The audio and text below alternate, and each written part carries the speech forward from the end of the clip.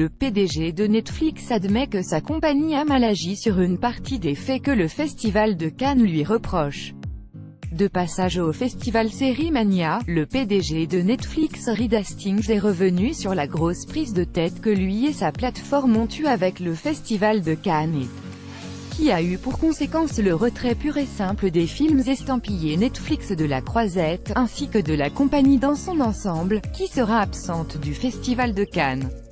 Sauf que c'était il y a un mois, et depuis, Reed Hastings a eu le temps de prendre une petite douche froide et revient parti sur son geste. Comme le rapporte le Hollywood Reporter, nous avons parfois une réputation disruptive et parfois nous faisons des erreurs. On s'est mis dans une situation plus difficile que ce qu'on ne voulait avec le Festival de Cannes, parce que, vous savez, nous n'essayons pas de court-circuiter le système cinématographique, nous essayons de contenter nos abonnés. Nous faisons nos contenus pour eux. Le Hollywood Reporter rapporte également au discours indirect que Reed Hastings a initié un changement de stratégie de sa compagnie, qui reviendra au festival mais n'essaiera plus de participer à la compétition officielle ou d'avoir des films projetés. Mais alors, on peut se demander que va faire Netflix à Cannes concrètement? On vous explique. Pour ceux qui ne sont jamais allés au festival, il faut bien comprendre qu'il y a vraiment deux facettes du festival. La plus connue et la plus relayée par les médias est évidemment la compétition, le tapis rouge, les prix et les stars. En réalité, cette partie, glamour, n'est qu'une toute petite partie du Festival de Cannes.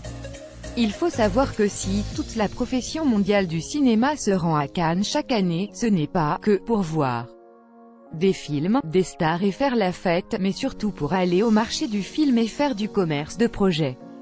C'est beaucoup moins sexy, mais c'est la réalité. Cannes est avant tout un lieu pour le business, simplement le prisme journalistique déforme la réalité et met une lentille grossissante sur une parcelle finalement assez infime de l'événement. Il n'y a qu'à voir la taille de l'immense marché du film dans lequel circule quantité de gens pour se rendre compte que finalement, le grand théâtre Lumière où sont projetés les films et ses marches rouges sont finalement tout petits et représentent bien peu de choses.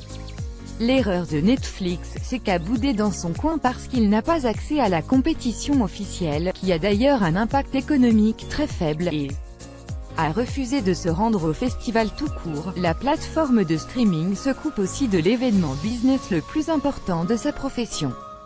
D'ailleurs, c'est ce que Reed Hastings a bien compris, puisque soudainement, en fait, Netflix aime Cannes et la chronologie des médias françaises, tant critiquée il y a encore un mois, je crois que c'est au peuple français de déterminer la manière dont ils veulent organiser l'industrie du cinéma.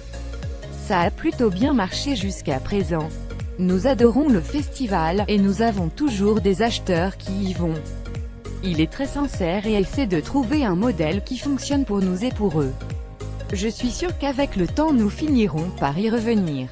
Relisez le communiqué de Netflix du mois dernier et comparez, ça s'appelle retourner sa veste.